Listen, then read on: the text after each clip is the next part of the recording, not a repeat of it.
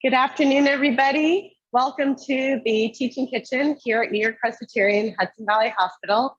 My name is Chef Emily, and today I'm going to be teaching you a little bit about decadent spring salads. So it is a beautiful spring day. If you haven't gotten outside, do so, but wait till after class, and definitely enjoy lots of the beautiful sunshine that is coming our way this week. So Decadent Spring Salads was really born out of a desire to have better salads. I don't know about you, but this time of year, I tend to really crave a lot of greens and veggies, and just the body wants what's around us, right? The green leafy stuff.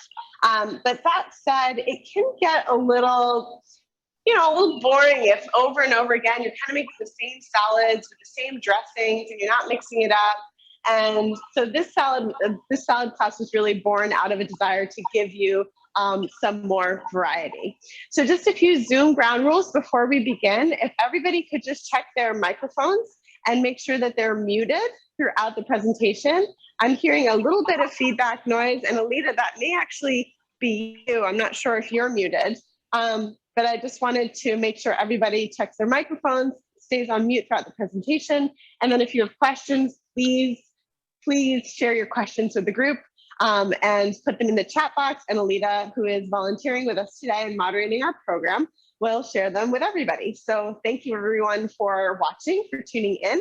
And with that, we're going to begin. We're going to begin with our recipes. We've got 3 recipes we're making today. I wanted to offer a little bit of a protein heavy kind of salad, a salad that's more grain dish based, and then one that's just like really just veggies. So we're going to do 3 different kinds in 45 minutes because I believe in us. And the first is a spring bulgur pilaf. Bulgur, if you're not familiar, it's an edible cereal grain made from dried cracked wheat. Most commonly, it's durum wheat. And it's parboiled and then it's dried, so it can be prepared quickly. It has a very similar consistency to couscous or quinoa. And if you can't find bulgur, you can certainly make a substitution for couscous or quinoa. In fact, today we're going to be using quinoa instead. We have just a regular, white quinoa. And that's because the bulgur is a little bit tricky to find, but it is really a nice thing to play around with this dish. You can play with different grains, basically.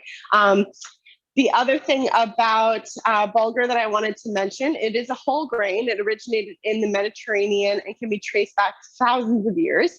And it's a staple ingredient in many Eastern and Mediterranean dishes. It contains a ton of fiber, some magnesium, and some iron. So if you get your hands on some bulgur, feel free to play around with it. Another thing you can substitute for the bulgur, apart from the quinoa is good if you want to make the salad and you're gluten-free, because it is a gluten-free seed. Technically, it's a seed, and then bulgur is wheat. So that would not be a good choice for our gluten-free friends. The other thing you can use has sort of a funny name. It's called frika. Frika is also sort of like similar to bulgur. It's cracked wheat. But it's young wheat, so it's still green when it's picked and cracked, and so it has a little bit of like a smoky flavor that gives the dish a really interesting taste. So if you can get your hands on some frika, it's a fun thing to play around with as well in this recipe. So we're going to be making this kind of pilaf dish with lots of different herbs. Just look how colorful, right? We've got parsley, mint, chives. We're going to add some chopped apricots, fresh lemon juice. Lots and lots of fresh spinach is going into this as well. And we're going to cook this with some shallots. And I'm going to show you how to make, instead of a kind of a generic crouton, which can be a little bit boring if you have it a lot, I'm going to show you how to make sort of like spiced chickpea croutons that go in this. It's very, very good. The second dish is what I call the better tuna salad. Tuna salads can be, again, a little bit boring, a little bit all the same. So we're going to make it really flavorful. I'm going to prepare the tuna in 2 ways. So we're going to blend it and we're going to have it flaked. So if you're confused by that, watch till the end and everything will be cleared up. And then the third is our zucchini and herb salad, which is our purely veg one, and contains zucchini and lots of mint and lemon and olive oil and toasted pine nuts. You can add Parmesan cheese to this or not, if you want to keep it dairy-free. So a lot of flexibility in these recipes to accommodate for different dietary patterns. And again, I'm just hearing a little bit of feedback noise. If you guys could check your microphones. Yeah, there's someone who has that they're unmuted. Okay, I can check that. Yeah. Yeah, thanks, Alita. It happens more often than not. But oh, Sharon, I got you. All right, so I'm gonna mute you. Now you're all set. Thanks, Alita. Thank you. You're welcome. All right, everybody. So we're gonna start with the quinoa, or if you're making this with bulgur, you do this with bulgur. And the first thing I did was to slice up 3 shallots. Now I did this ahead of the class because I didn't want to cry in front of everybody today. But certainly to peel your shallots, you cut off the top, you cut off the bottom, take that off, slice it in half with the skin still on, and then it's easy to kind of peel the outside papery layer off. Then you also have a flat surface, right? Because you cut it in half. So if it's a flat surface, then you can just cut across the shallot to get these nice little slivers.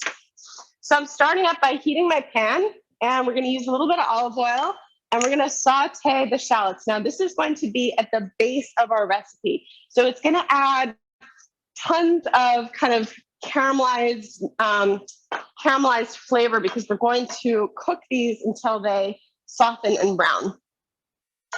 So we're gonna get that going right away. And I have this sort of over a medium-high heat. You wanna heat up your oil until, if you move it in the pan, you'll notice it starts to go from a smooth texture to kind of a rippling texture.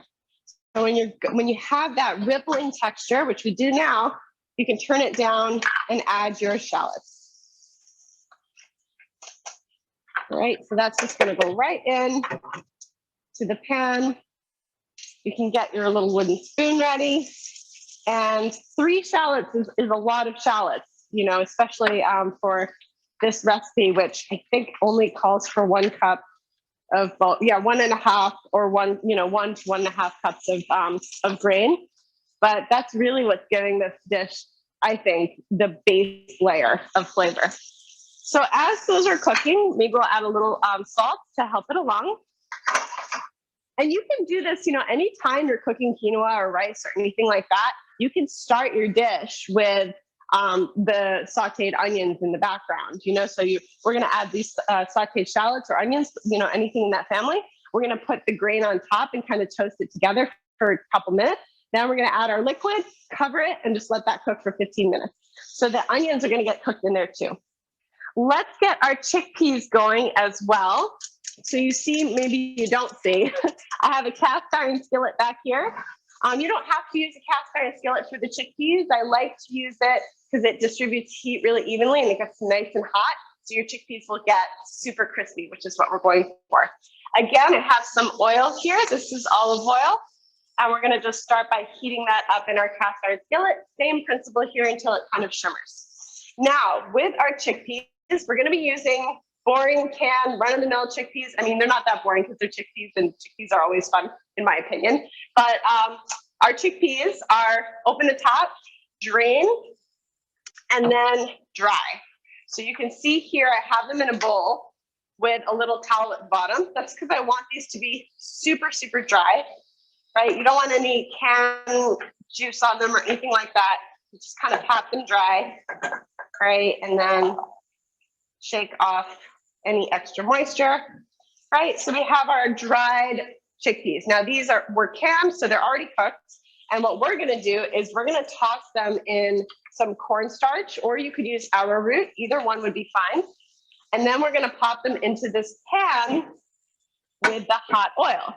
So basically what we're doing is we are making sort of a chickpea crouton, making them a little bit crispy. And it's going to, then we're going to top them with some spices after they've, you know, like lightly sauteed a little bit. So I don't have too much oil in the pan here, just a layer on the bottom. And then what we're going to do, here are the chickpeas. Here's our cornstarch or arrowroot, either one. And you're going to dump that all into the bowl and really cover them well. So you want to coat them entirely. And what this does is it's going to ensure that your chickpeas get nice and crispy. So here are the chickpeas coated in that cornstarch or arrowroot. And then at this point, you want to knock off any extra cornstarch. So I put them through a strainer. So I have these chickpeas that are coated in our liquid here, and I'm just going to give them a few knocks to shake off any extra, cornstarch or arrowroot that's hanging around there. This is a very little strainers. It's a little bit hard to do, but you do want to try to get off any of the extra stuff because it's just going to, be too clumpy. So just shaking them as you go. Try to get off, shake that extra stuff loose. I'm losing a few chickpeas here. I'll put them back in. Any questions about this so far? Yes, I'm sure there is. This is a very unusual preparation of chickpeas. We haven't done this here before. Well, not about the chickpeas, but about can they substitute? Diane wants to know, could you substitute farro with the other grains like the flavorful or the quinoa? Yeah, absolutely. You could use farro. The farro takes longer to cook though, so you just keep that in mind. All right, our oil back here is hot. Our shallots are getting a little bit of color on them. They're starting to soften too, so that's good. So I'm going to sort of take a break here and do one thing at a time. So I'm going to add the quinoa to the shallots that are now browned and softened. So we've got the softened shallots with the quinoa, and I just want to, cook that all together to kind of toast the quinoa a little bit, let it get some oil on it, and help it to get a little more flavorful. You can do this with your grains, before adding water to them and cooking them. You can toast them in the pan with a little bit of oil, and it's just going to bring out a little bit of like a nutty flavor. So feel free to experiment with your grains. It's gonna give them more flavor. All right. So at this point, I'm going to add my water. And I'm going to cover the pan, and then I'm just going to cook it like quinoa until it's nice and fluffy. So it's going to sizzle. Very communicative when you add water into a hot pan like that, right? And now this can just simmer for about 15 minutes until the quinoa is done. Any questions about the quinoa? I'm going to slide it to the back and bring this to the front. No questions at this point, Chef Emily. Okay, we're gonna do a little like pan do-si-do. Okay, and just let that simmer on in the background for about 15 minutes until the quinoa is completely cooked through. Quinoa will start to kind of like sprout a little tail. That's how you know that it's done. I'm just gonna check the microphones once more because I'm noticing again a touch of feedback today. Okay. All right. Thank you, everyone. And then in the meantime, let's finish up our chickpeas. So we've got the hot oil. We have our chickpeas that are tossed in the cornstarch. And you can take one and see if it sizzles. This could be a little bit hotter. So what am I looking for? I'm looking for that chickpea to hit the oil and for there to be sizzling. So I'm gonna wait just another second or two. I really want a strong ripple across the surface of the oil. This is a good opportunity to knock off any extra cornstarch or root. Just keep kind of gently tapping it to work out all of that.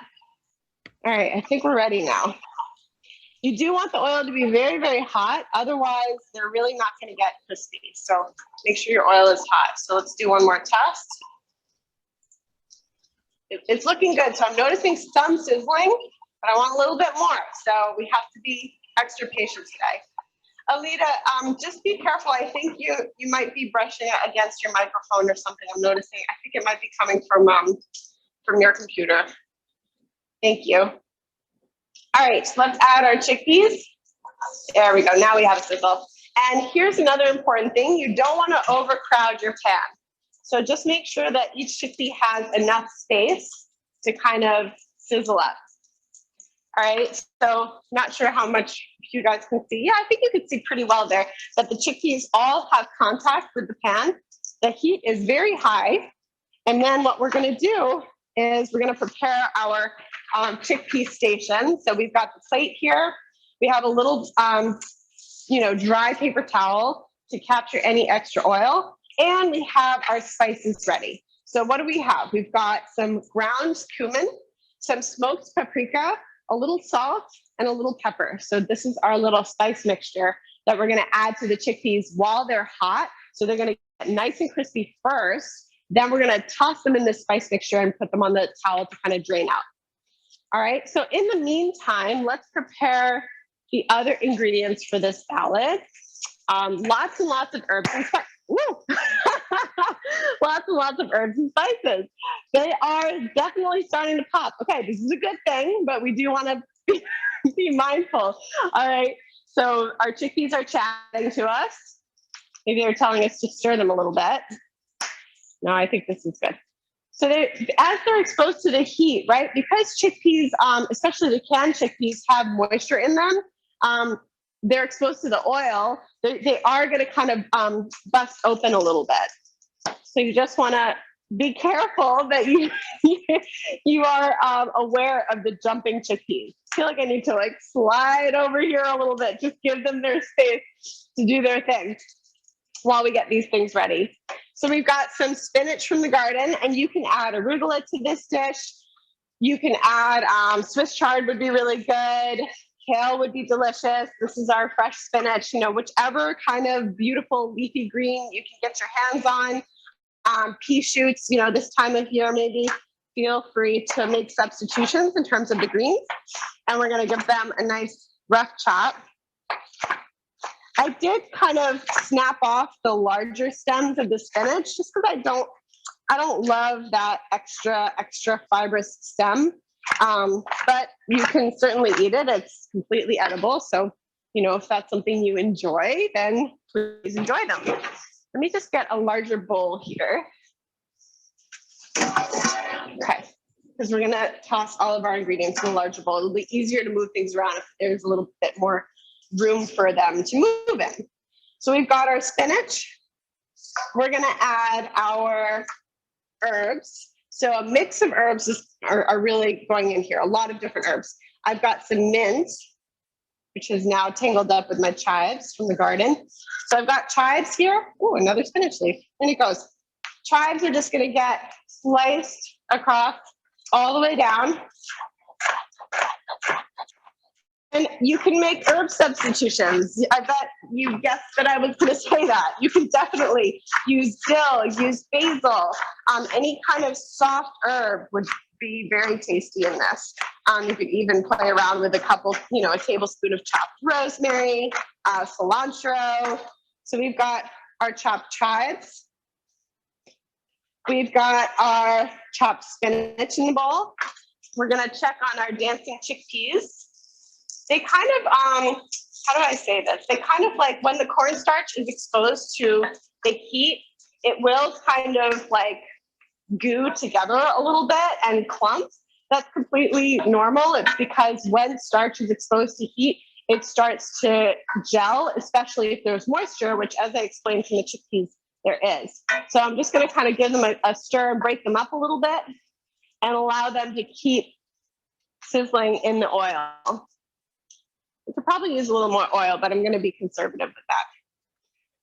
All right, we have some fresh parsley, and no need to pick it off the stem and spend all day. You can just chop off the thickest stems at the bottom, put those into your compost or your vegetable stock or your broth if you are, you know, a stock maker, and then just chop up your parsley like you did the chives, same thing. So whenever you're working with herbs, first of all, you want to make sure that they're well washed. So when you get home from the store, you fill a big bowl of water, fill up a big bowl with some water, cold water, always cold, and then give your herbs a bath. So you put them in the bath, you give them a good shake, you know, you make sure that all the dirt falls to the bottom, and then you gently lift them up and then put them in, you know, a little towel or some paper towel or something like that. Then if your herb bundle is here, you roll it up like a burrito and you kind of keep the herbs stored in the refrigerator in their little herb, in their little towel, all fresh from the bath, all right? So we've got our parsley in here. And then finally, we're adding some mint. So the mint, I am gonna pick off the stem. The mint stems, I really don't enjoy mint stems, but you can throw them into, you know, chop up the mint stems. And they do have like a little bit of a minty flavor to them. So if you wanted to be, extra mindful about using as much as possible, you could keep your mint stems and then put them in your water to infuse your water. So we've got our mint leaves, no stems. Our chickpeas are starting to brown a little bit. They're looking good. And then I'm just going to chop up the mint into very, very small pieces as well. So this is definitely a decadent salad. There's a lot of steps in this one, but it's so delicious. If you wanted to skip the chickpea step, by the way, you certainly could. They are good on their own as like a little appetizer also. If you, wanted to have that instead of chips or something, it's like a special, it definitely tastes like a special dish, and it's not that much work or money to make because it's just chickpeas. So you could have them on their own. You could have them on the salad. You could not make them at all. If that's, if this process is a little too intimidating for you, just let it go. It doesn't have to be for you. So we've got our herbs. Look how beautiful. Look how green that is, right? We've got our herbs. We're going to add some chopped apricots. You could also use golden raisins. So I chopped these up already, but I'll show you. First of all, they are brown apricots. So what does that mean? They are unsulfured. Now, I think this is the most beautiful kind of apricot. It's the kind of apricot that hasn't been processed. It doesn't have any sulfur or anything on it to kind of preserve it, and it's much sweeter than the orange apricots. The orange apricots, maybe people think, oh, this isn't what an apricot is supposed to look like, because when you pull them off the tree, they're orange, but when you dry them, they look like this, and they taste amazing. So it's worth finding the dried apricots that are unsulfured, because they're so much sweeter than the ones that are sulfured. The ones that are sulfured often have like more of a sour taste, and these are just beautifully sweet. So I'm chopping them up. Our chickpeas are done.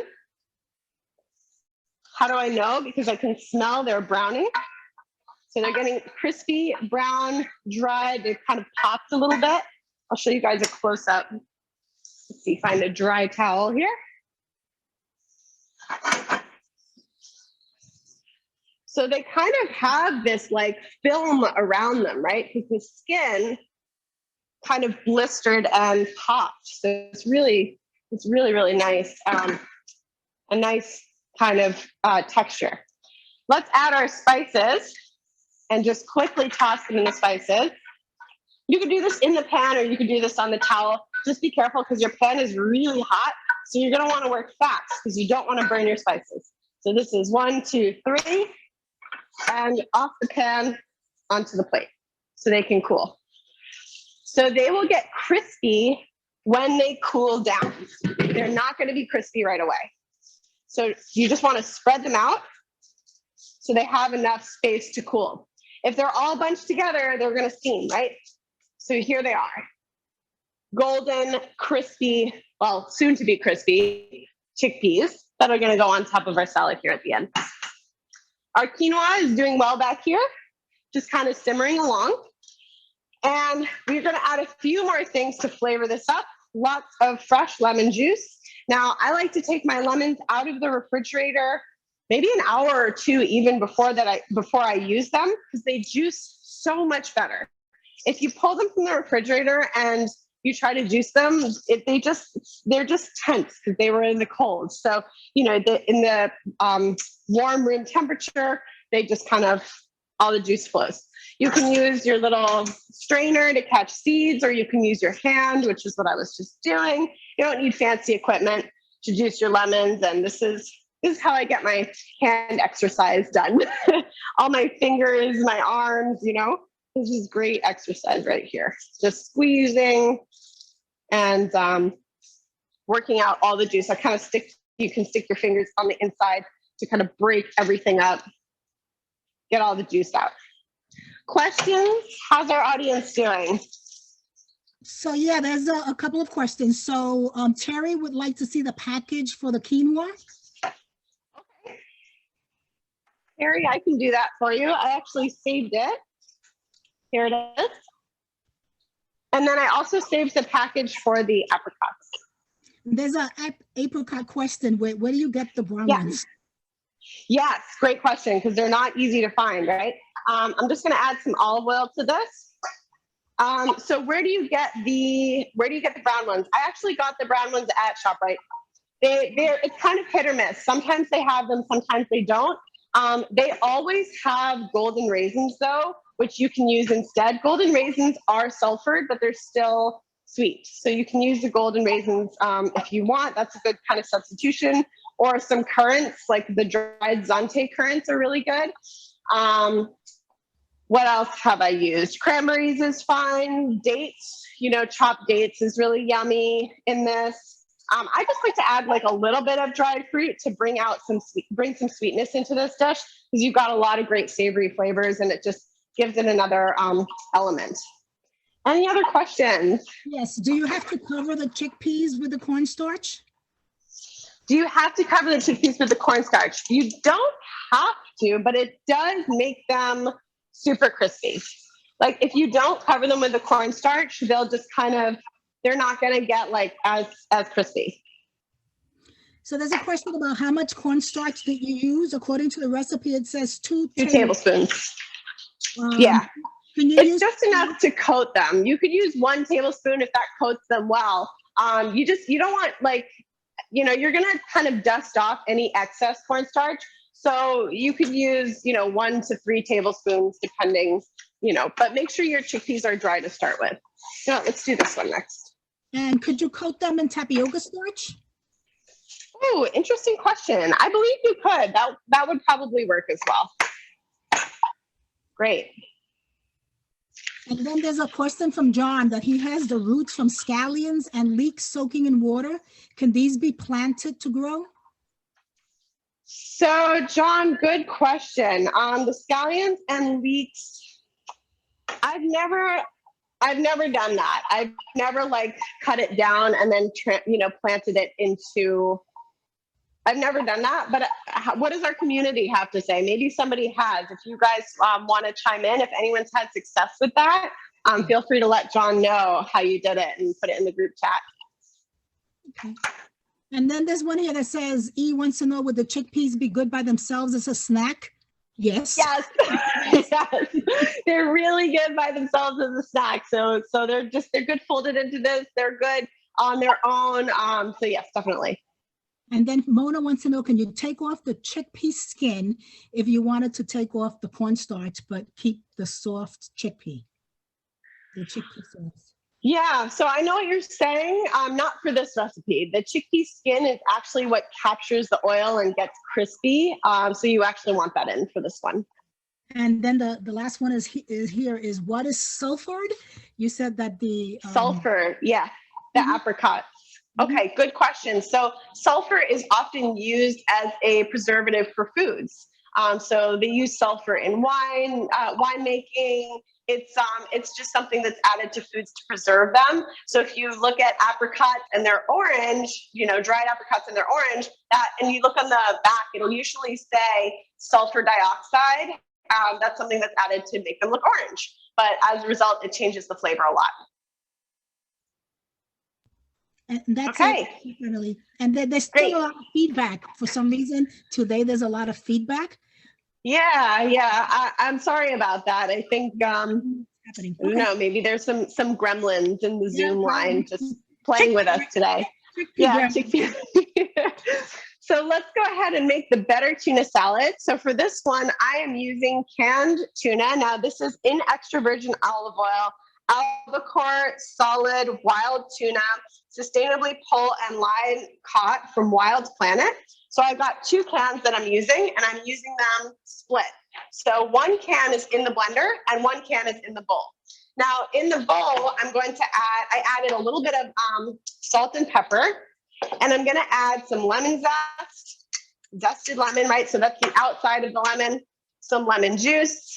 So we're really bumping up the flavor with our tuna salad, because let's face it, it is more than just, mayo in this. You can really add lemon juice and other things to make it taste good. So we're gonna kind of marinate this, let these flavors sit together. This is our flaked tuna. with salt, pepper, a little bit of lemon juice and lemon zest. And then we're gonna do the same thing over in the blender. We've got 1 can of tuna. And then here we have salt, pepper, lemon zest. So that's going in, salt, pepper, lemon zest. And this one we're gonna blend, kind of make a sauce with it. I'm gonna add, again, same thing, right? We're just splitting it. Some lemon juice. And then I'm gonna use a little bit of mayo in this, about a 1/4 cup. You could also use Greek yogurt if you wanted to. It's really, really good with the Greek yogurt. I think I saw a little lemon pit slip in there. So I'm just gonna go fishing for a moment. There it is. Okay. And then we're gonna add our mayonnaise. The mayonnaise I'm using today is real mayonnaise made with avocado oil. I don't know if you guys can see that, right? I like it because it has, you know, good avocado oil in it instead of some mayos they make their mayo with a cheap oil instead, and the avocado oil is a little bit better. So we're going to blend this up. I know it sounds strange, but it's really, really good. And make a sauce.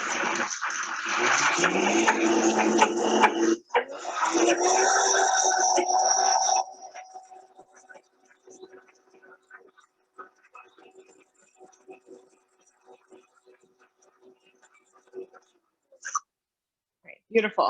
So we've got our marinated tuna, we've got our blended tuna, and then next we're gonna get our veggies and herbs together. So I have some mint and basil, and we're just gonna chop that up. And then we're also gonna add some snap peas to this one. So you can blanch the snap peas by plunging them in some boiling water just for a minute or two until they get nice and bright green. And then that's what I did ahead of time, or you can just have them, you know, raw on their own. I just want to check on our quinoa here because it might be time. Oh, beautiful. So the quinoa is starting to be done. I'll show you. It's showing its little tail, right? It's soft and fluffy. So at this point, pause on the tuna. We're going to turn this off. We're going to get a clean dish towel. And the stove is off completely, I hope. We're gonna put the dish towel over the quinoa and close the lid, right? So this is what you would be doing for the bulgur as well. So what this technique does is it helps to absorb the moisture. So your quinoa is gonna get super fluffy and light. So let's set that to the side for about 5 minutes while we come back to our tuna. And we have one more salad to do after this too. So we've got our herbs, our mint, our basil, giving that a chop. And you can tell these, you know, what really makes these decadent, in my opinion, is the layers and layers of flavor. The herbs, the salt, the lemon, the olive oil, right? So all of those things combined. So we've got our herbs. We're gonna add some sliced radishes. Pop those right in. And I'm gonna show you, when you're working with radishes, you just want to slice them as thinly as possible. So I'm trimming the bottom and I'm trimming the top. These are those little tiny, adorable Easter egg radishes. Cut it in half through your tunnel, right? When I say tunnel, it's your hand is like this, and you pull the knife through, holding the very small radish. So top and bottom, tunnel through, and now you have a flat surface. So you lay it flat so it doesn't roll around while you're trying to chop it, right? So at this point, you can just go for nice thin slices for your little half moon radishes. Radishes are just such a beautiful spring food, and they add like a little bit of crunch, a little bit of a peppery taste, which I really think helps to counterbalance the tuna, which can be like just a little bit fatty and you know, strong fish taste. So the radishes are really nice and pure. We have our snow peas, or I'm sorry, our snap peas. Yeah, I guess you could use snow peas too if you wanted. So again, these have been blanched, so put in some boiling water. And we're gonna chop these up as well and add them to our tuna dish. So this is almost done. We're gonna add a little celery seed just for that sort of like more traditional tuna salad, you know, vibe. So we're gonna add that in. Add some snap peas. So there's tuna, but it's really almost like more veggies than tuna, which I love. So we're adding our celery seed. I wrote a whole teaspoon, but you could do like half a teaspoon. You don't want to overwhelm it either. All right, let's scoot this back. You can add a nice glug of olive oil too. Toss it together, and we're gonna plate it. So for this one, the way you want to, first of all, mix everything together so that the flavors are well incorporated. It's nice if you can let this sit, you know, for a little bit, maybe an hour or so, just to let the flavors have time to hang out and get to know each other. But you can see, right, what a different take on a tuna salad. It's got so many veggies in it. Nice spring produce in here. All right, so this is our tuna salad. And what we're gonna do is we're gonna take the sauce, and you can kind of put it on the plate, and you put a good amount there. And you can kind of smear it across. And the sauce becomes sort of a dressing for this too. And you can plate your tuna salad. So it's like tuna on tuna on tuna, right?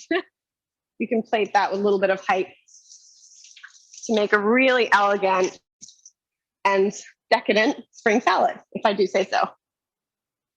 So there it is. Questions about that recipe? I'm gonna go on to our third. Yes, there's a few. Could you substitute Greek yogurt for the mayo, or could you use both? Yes, you can use both and you can substitute. So I mentioned that on the recipe, it's the same amount. And Mona wants to know, do you make these salads at the NYP hospital? Mona, no, we do not. We make other delicious salads, but not these ones. What is the flat scraper called that you often use to scoop up chopped herbs or whatever? Yeah, my bench scraper. Where is it? It's a great little tool. This guy. It's known as a bench scraper. It's a pastry tool, and it's very useful for scraping because if you do this with your knife too much, it's going to dull the blade.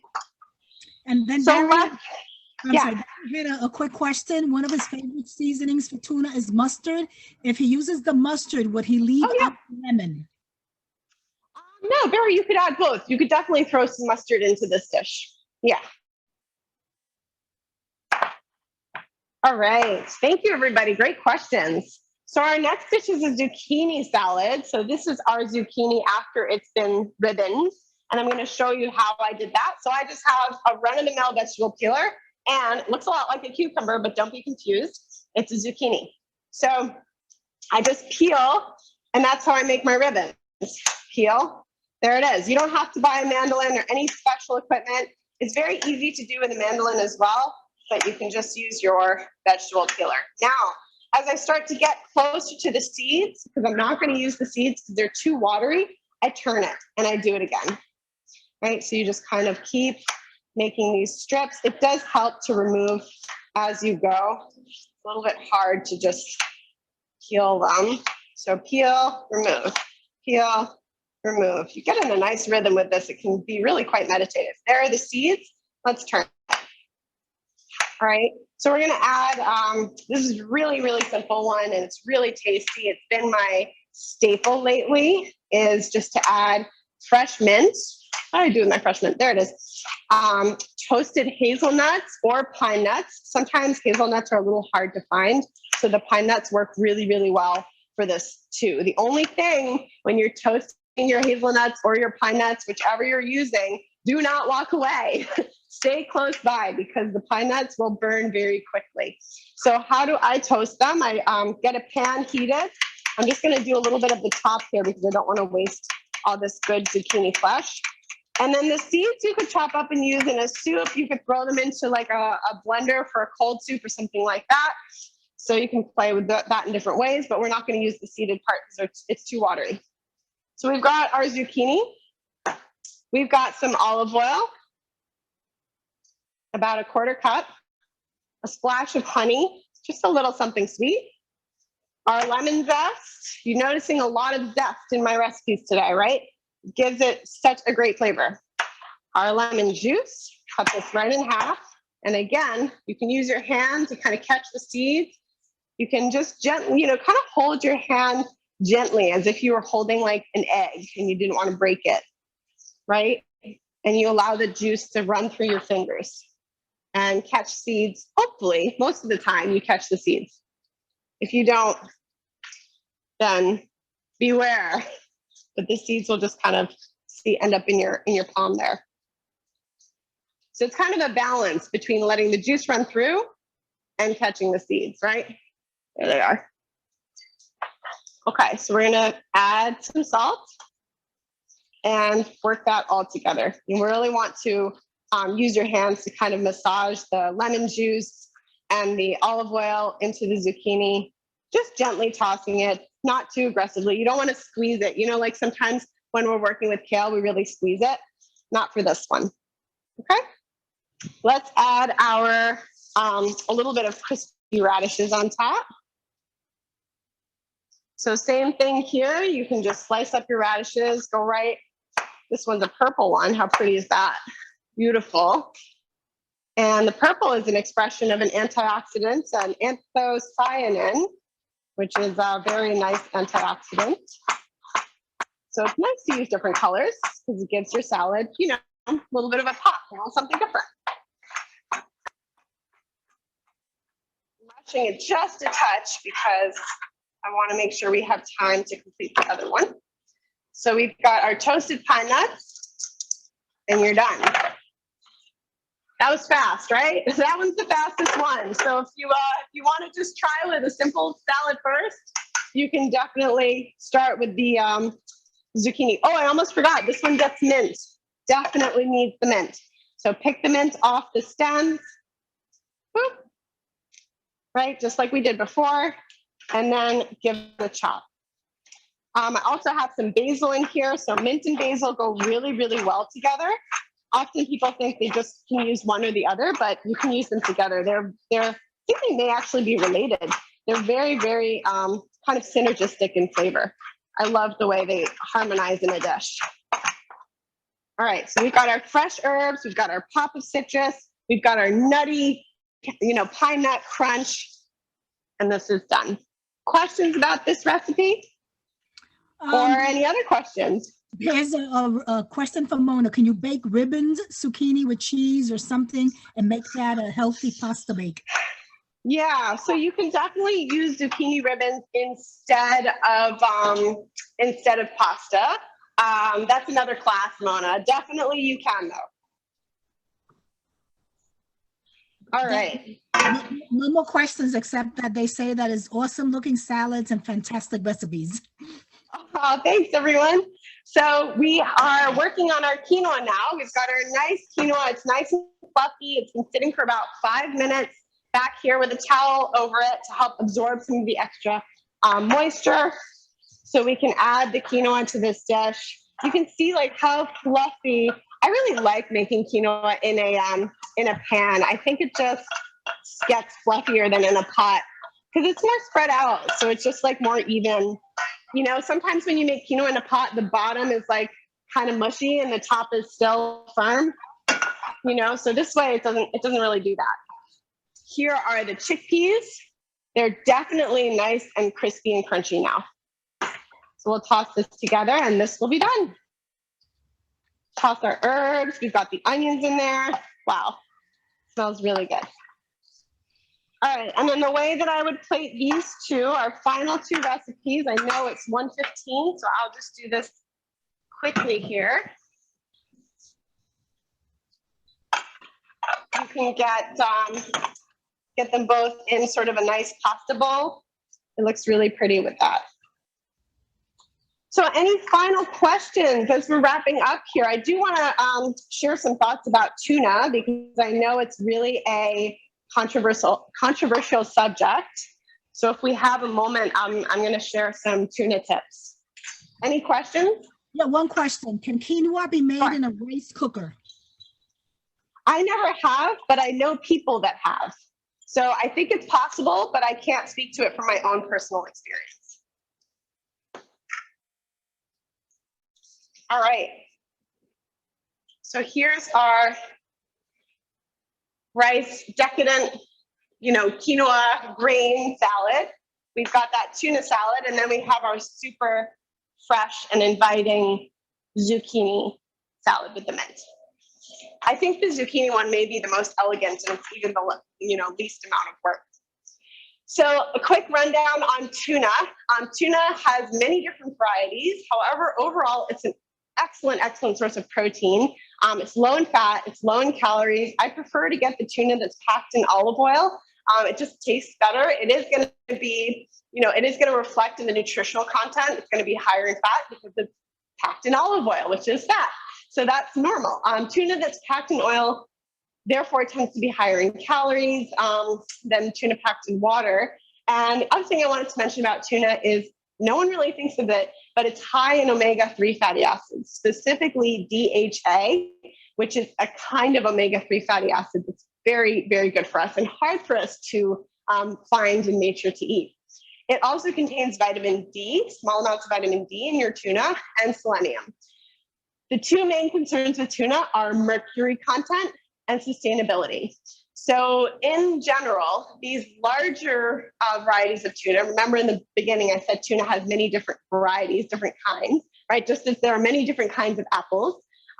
Tuna has the larger varieties, which are things like Big Eye, albacore. Those tend to be higher in mercury than the smaller tuna fish, like light tuna and skipjack. Those ones are lower in mercury. So canned tuna typically contains younger and smaller types of tuna, including the light and the skipjack varieties. Therefore, canned tuna is usually lower in mercury than, the fresh tuna fillets. So that's something, just to consider. There's an organization called the Marine Stewardship Council. It's an international seafood nonprofit organization, and they provide certification to seafood products that are harvested with sustainable fishing practices. So you can look on the canned tuna product, you can look for, it might say like MSC, Marine Stewardship Council, MSC, might actually say that on the label. I don't know if these ones did, but these ones did say wild caught, which is usually a better choice. Okay, that's my tuna talk. Any questions, comments? I know we're over our time, and I really thank everybody for their attention and wonderful participation. Final Mona, comments? One question for Mona. Is there a tuna with 0 mercury at all? Probably not. Probably not. But, if you're not having tuna every day, maybe once in a while, and it's something that you can check with your doctor and ask, about how much is appropriate for you. Definitely, I know pregnant or breastfeeding women should avoid tuna, and they're, young children, and I think more elderly population, but everybody in between can enjoy a little bit of tuna now and then. And if you have concerns, definitely bring it up with your doctor. I'm sure they have an opinion on, what amount is appropriate for you based on your age and etc. And that's okay. it.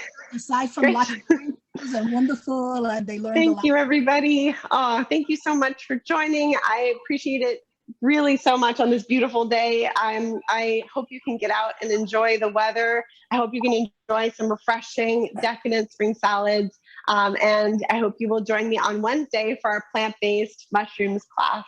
So hope to see you again soon, and have a good day. Thank you, Alita. Thank you. Thank you.